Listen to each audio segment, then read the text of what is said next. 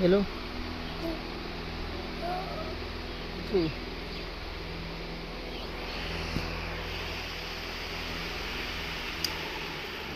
आराम में मज़े पाए। चलो टाइम ठीक है। वैसे मतलब कई खाड़ जिलो उन ते ब्लड लवाव मठा थी बाबा हाले तू ब्लड याद आवदा है हुन तेरा प्यार ते लोगां दा प्यार हुन बस मेरा इलाज थींदा पे मैं ठीक थी वैसे तू अजा खून दा दे क्यों ठीक थी वैसे बस मेरा बोन मेरो थींदा पे कौन प्या करवा डीसीओ चाचू डीसीओ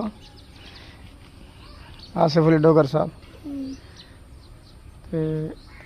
असल मेहनत कहंदी है असल मेहनत के लिए ते बाद चाचू आसिफ अली डोगर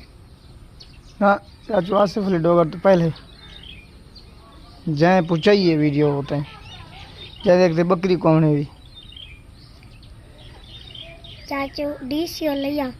जै देखते बकरी कहते कौन है डीसीओ लिया हूँ तैयारी किस दी बदी कितना मतलब नहीं वेंदा पिया चाचू जैद खान किशकोरी बोले कड़ी गाल